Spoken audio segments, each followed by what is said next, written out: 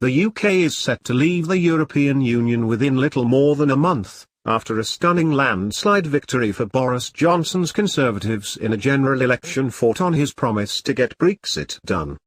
Long before the final votes were counted, it was evident that Mr. Johnson was heading for historic gains on a scale which will give him a commanding majority in the Commons and allow him to push through his agenda unhindered. The crushing defeat for Labour, forecast to record its worst tally of seats since 1935, brought an end to Jeremy Corbyn's career as leader, though he announced he would stay on during a process of reflection.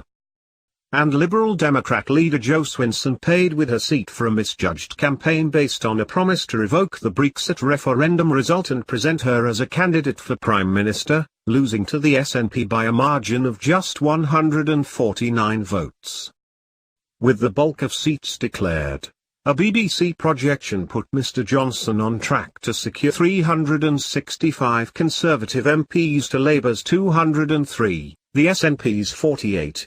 Lib Dems 11, 3 for Plaid Cymru and 1 Green, giving him a projected majority in the House of Commons of about 80.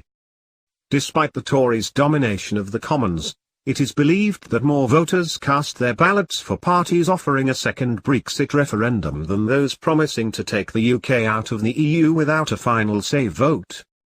A beaming Mr. Johnson declared that the result, expected to deliver the largest majority for Tories since Margaret Thatcher's 1987 landslide, had given his government a powerful new mandate. This is a historic election that gives us now the chance to respect the democratic will of the British people, to change this country for the better and to unleash the potential of the entire people of this country, said the Prime Minister. That is what we will now do, and that work will begin today.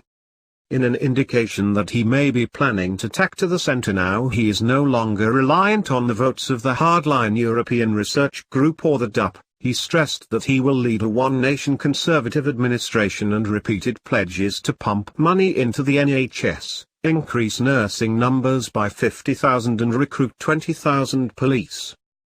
Mr. Johnson's decision to appeal to working-class voters in the north of England and the Midlands was emphatically vindicated as the Tories cut swathes through Labour's heartlands, taking constituencies like Blythe Valley, the first of the party's seats to fall, Burnley, Stoke-on-Trent Central, Redcar, Darlington, Lee and Barrow and Furness.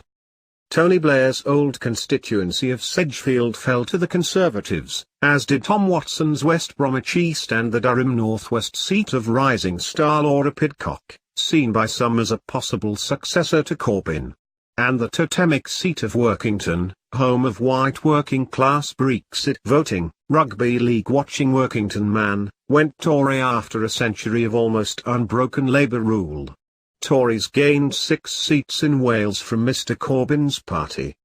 Labour's few consolation prizes came in the south, where Mr. Corbyn's party gained Putney in southwest London and held on to Canterbury by an increased majority in a further sign of how Brexit has shaken up the political geography of the UK. But it lost Kensington, where a failure to vote tactically saw the pro-referendum vote split with Lib Dems, allowing Conservatives through by a margin of just 150. Speaking at the count for his Islington North seat minutes after being elected the constituency's MP for a 10th time, Mr. Corbyn said, "I will not lead the party into a future general election campaign.